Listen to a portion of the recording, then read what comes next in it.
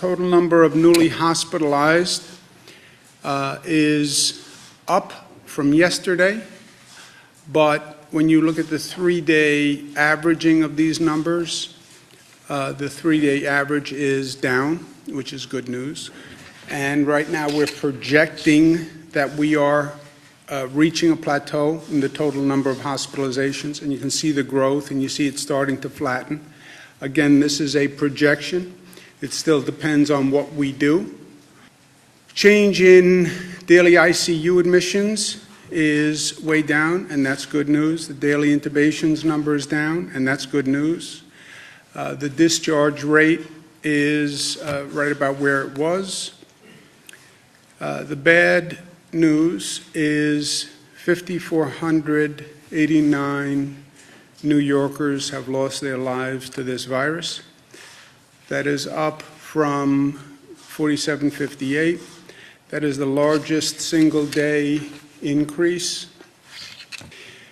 New York is still the most heavily impacted state in the nation. About 7,000 new staff have been hired from the pool that we have identified. These are retired healthcare workers who came forward. These are people from across the country who came forward. The U.S. Navy ship Comfort had 1,000 bed capacity. It was originally for non-COVID patients.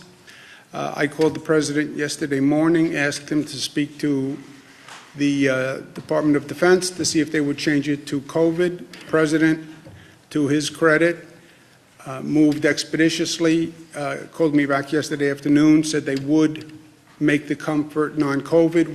COVID. When they make that transition, the capacity of the ship comes down from 1,000 to 500 beds. How do we restart our economy and get everything up and running as quickly as possible? My personal opinion is going to come down to how good we are with testing. The Department of Health developed an antibody testing regimen that the Department of Health has approved for use in New York State. That has to be brought to scale, and the Department of Health is going to be working with the FDA to do just that. Also, rapid testing to determine whether or not you have the virus now exists. They have, quote-unquote, 15-minute tests that are commercially available. But again, they have to be brought to scale. So private companies that are interested in getting into this space and coming up to scale quickly, we are interested in those companies, and we're interested in investing in those companies, and they should contact us at Empire State Development Corporation. You want to restart the economy, you have to help restart the local governments, and that's going to be a federal act. Federal government passed some legislation. As I've said at the time, it was woefully inadequate from New York's point of view. So I'm sending our congressional delegation a letter today saying the past legislation did good for the nation, I have no doubt, gave aid to a lot of people and places that needed it, but it was not fair to New York, and that has to be remedied in any legislation that goes forward. I know it's been a frustrating 37 days, but it's only been 37 days on the other hand. I know it feels like a lifetime. It's been so disruptive, so abrupt, so frightening, so disorienting, but it's only been 37 days, right? Everything in context and everything in perspective. I know it's tough to get up every day, and this is like Groundhog Day, living through this bizarre reality that we're in. It's even more difficult, I think, with the weather changing, and you feel the seasons changing, and it's getting nicer, and you start to open a new book of possibilities, and now the weather's getting nice, and I should be getting outdoors, and I should be doing this, and I should be doing this. I get it. But it's only been 37 days.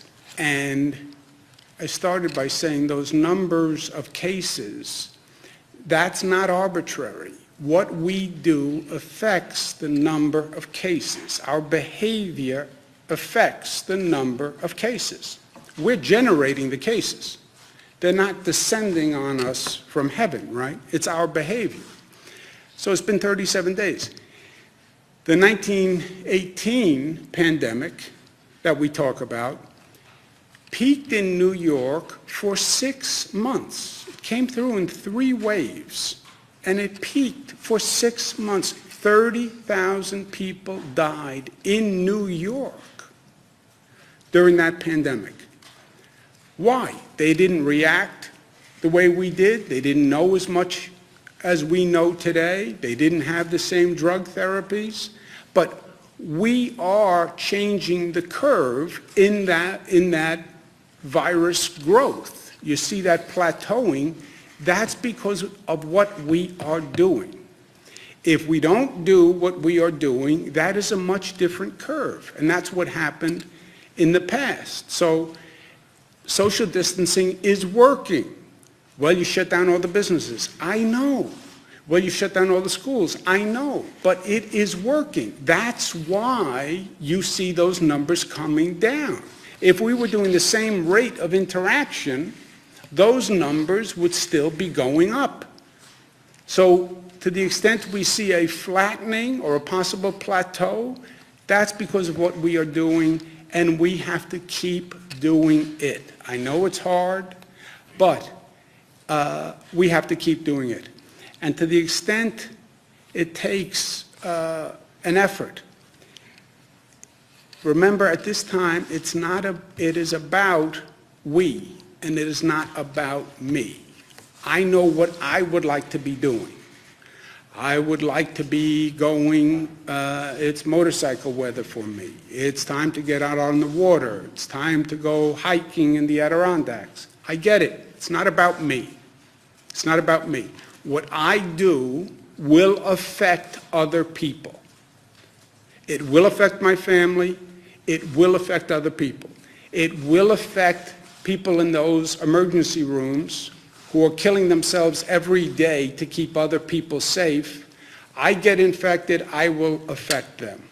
So we all talk about society and community and interconnection and interrelation and family, and life is bigger than us. Now is the time to live that, right? Now is the time to live that. So when you feel that need, I have to do this.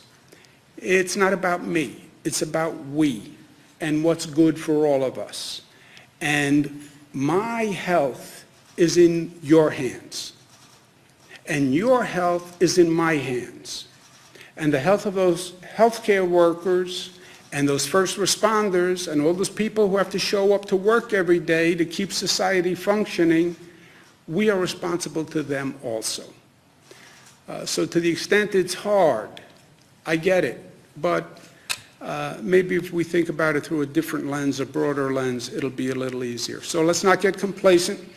We have to stay disciplined, we have to stay smart, we have to stay safe, and we do that by staying at home, and we will get through this together. I guess one could get numb to the numbers. That's why I said, remember, every number is a human being behind that and a family. For myself, I can tell you, the last thing I do is get numb. I can tell you for the hospital staff that goes through this, they're not getting numb. For the families who are suffering, they're not getting numb. The pain is increasing. The grief is increasing. I mean, you see those pictures on TV of getting to a situation where you have to put bodies in trucks, in parking lots. I mean, how you could get numb to any of this. I can't imagine, especially New Yorkers, that we lose the humanity of this. It's something I struggle with every day. I try to think of the opposite, that, you know, we are doing good, because you can't stop, you can't save everyone. This virus is very good at what it does. and it kills vulnerable people. That's what it does. And it does that very well. And we can't stop that. The question is, are you saving everyone you can save? And there the answer is yes, and I take some solace in that fact. Our healthcare system is operating. When I don't believe we lost a single person because we couldn't provide care. People we lost, we couldn't save despite our best efforts.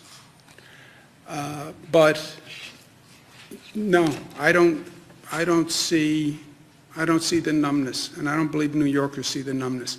I think the frustration of an individual situation can cause you to do irresponsible things, to go out more than you should, to disregard social distancing. I think that's an issue, and that's what I've been trying to address.